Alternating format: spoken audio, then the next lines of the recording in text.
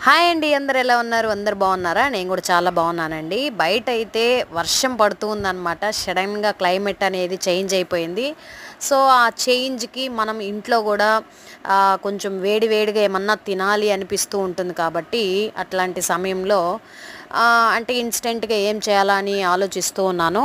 అంటే మనం బయటికెళ్ళి ఏం తెచ్చుకోలేము. సడెన్‌గా వర్షం పడుతూ ఉంది. సో, నేను ఆల్రెడీ గుగ్గుళ్ళయితే నేను నానబెట్టి పెట్టుకొనున్నాననమాట. ఈవినింగ్ అలా స్నాక్స్‌కి పిల్లలకి పెడదాము అనేసి. సో, ఇక ఆలోచన అయితే వచ్చిందనమాట. వెంటనే మిక్సీకి అల్లం, పచ్చిమిర్చి కొంచెం సాల్ట్ అయితే వేసి ఇలా మెత్తగా అయితే గ్రైండ్ చేసుకున్నాననమాట.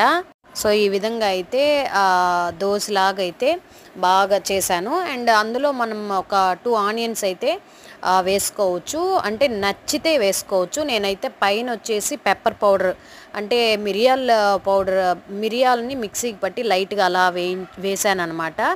సో, మనం షిమ్‌లో గనక పెట్టి ఈ విధంగా వేయించుకుంటే చాలా బాగా క్రిస్పీగా వస్తుందనమాట దోస అనేది.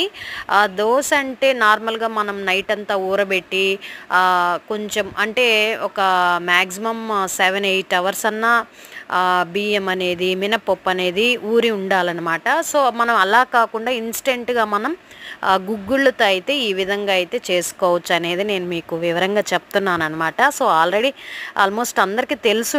బట్ ఏంటంటే నాకు ఈ వర్షానికి ఏదన్నా వేడివేడిగా చేయాలి అనిపించింది. సో, నేను ఇన్‌స్టంట్‌గా చేశాను గాబట్టే నేను మీకు ఇలా చెప్తూ ఉన్నాననమాట. సో, దానికైతే రెడ్ చట్నీ అయితే చేశాను. 2 ఏమంటారు 2 ఎర్రగడ్డలు, ఎండుమిర్చి, తెల్లగడ్డ వేసి ఒక టమాటా వేసైతే నేను దానికి కాంబినేషన్‌గా చట్నీ అయితే చేశాననమాట.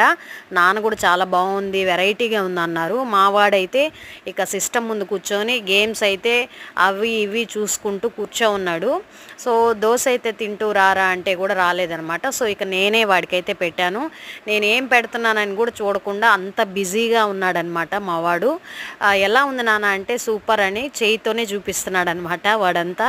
మమ్మీ ఇంత కష్టపడి చేశాను కదా నాన్న, కొంచెం ఫేస్ చూపించి ఎలా ఉంది చెప్పు అని అంటే కూడా వాడు అంత లీనమైపోయినాడు గేమ్స్‌లో. సో, లాస్ట్ ఫైనల్‌గా